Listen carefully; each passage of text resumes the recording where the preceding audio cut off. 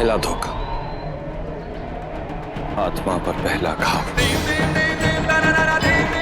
पर फिर मैंने हिम्मत रखने की कोशिश की, अपने आप से कहा नहीं सोचूंगा उनके बारे में। और ये समझते समझते पूरा दिन उनके बारे में सोचता। छोटा सा बच्चा कितनी हिम्मत दिखाता कि मां है ना, अपनी मां को ही अपना सब कुछ बना लिया, उन्हें अपनी आत्मा पे लगे घाव का डॉक्टर बना लिया। और फिर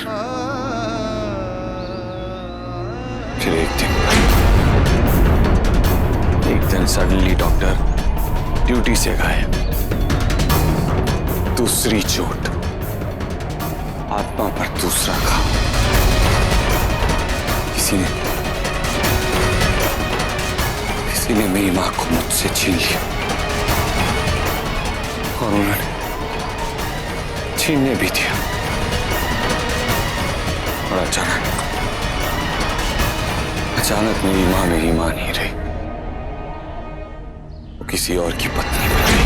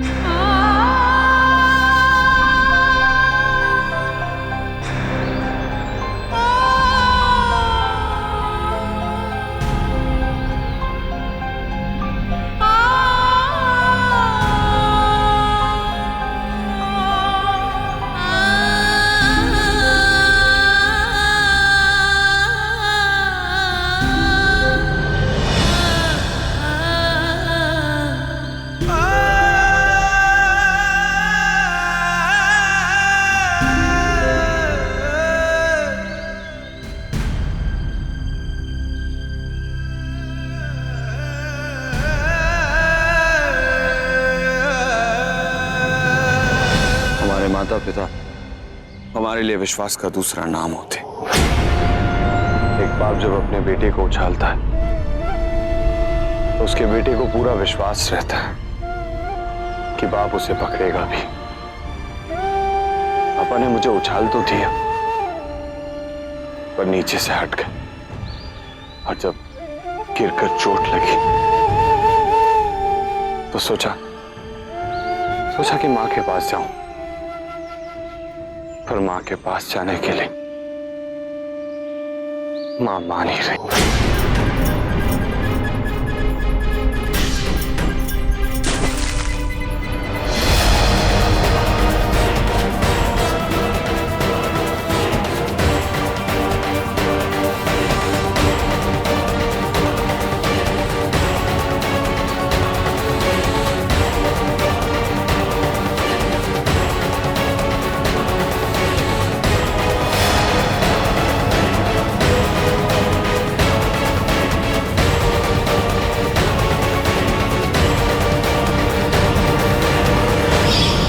एक और नया डॉक्टर मेरी आत्मा के घाव पर मरहम लगाने के लिए।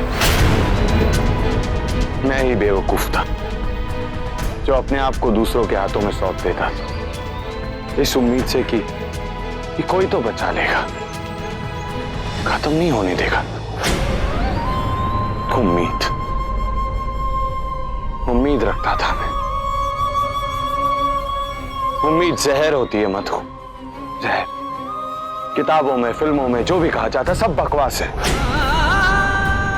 जहर से तो सिर्फ सांप के काटने का इलाज होता, अपनों की दी हुई चोट का नहीं। मैंने बेवकूफी में उम्मीद रखी, ये सोचकर कि सब ठीक हो जाएगा, पर नहीं, कुछ नहीं हुआ।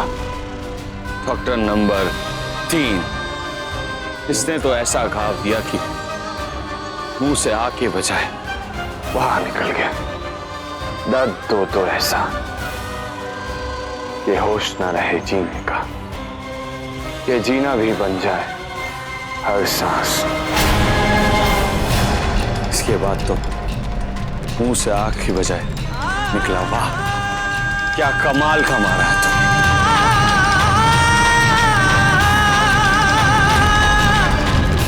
तो मैं शिकायत क्यों कर रहा हूं? मुझ जैसे बेवकूफ के साथ तो ऐसे ही होना चाहिए।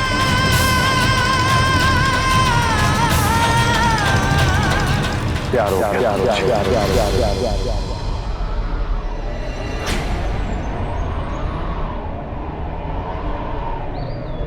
और मैंने ये सोचा कि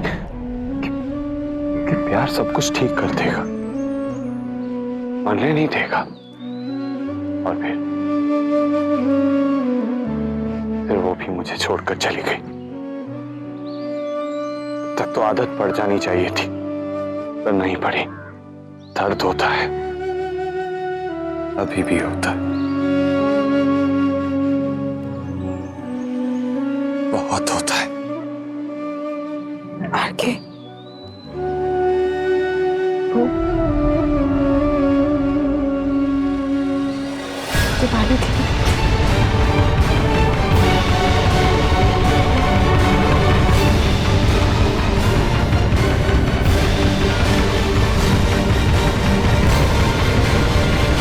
पांच साल पहले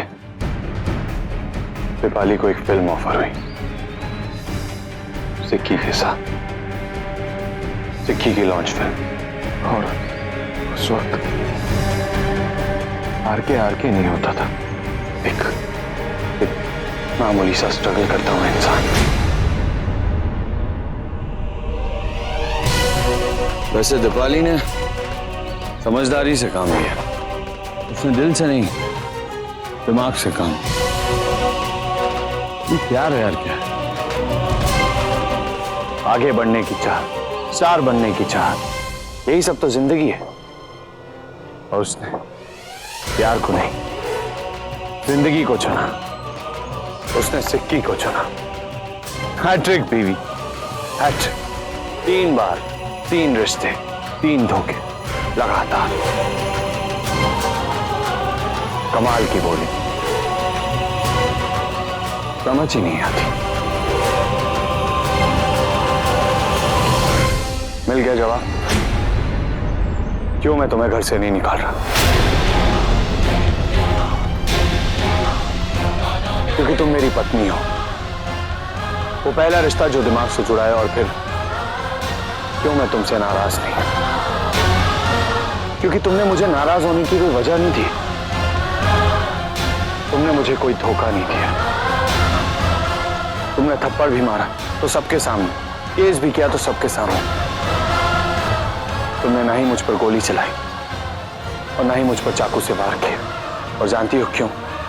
क्योंकि मैं इतने धोखे खाने के बाद धोखा पहचानने लग गया हूं, सच और झूठ में फर्क समझने लग गया हूं। और मैं जानता हूं कि तुम झूठी नहीं हो।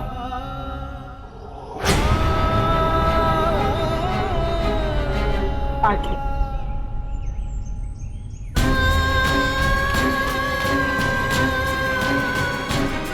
ये मेरे सवाल का जवाब नहीं है। मैं सारे सवालों के जवाब दे चुका हूं। तुमने केस वापस क्यों लिया?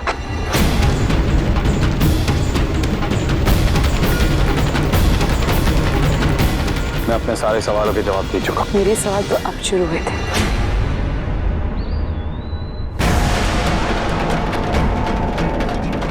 मुझे देख रही हो? कौन खड़ा है तुम्हारे सामने? हाँ, ऋषभ कुंद्रा? नहीं, ऋषभ कुंद्रा तो कब का मर चुका है मधु। मैंने सुना था कि आत्मा ना तो जन्म लेती है ना ही मरती है। मैं भी इसी धोखे में था, पर नहीं, मेरी आत्मा मरी, खत्म हो चुकी है मधु। और मैं नहीं चाहता था कि हर धोखे पर ऐसा कुछ।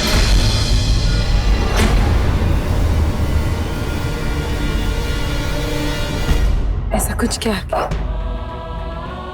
पूरा जवाब दो।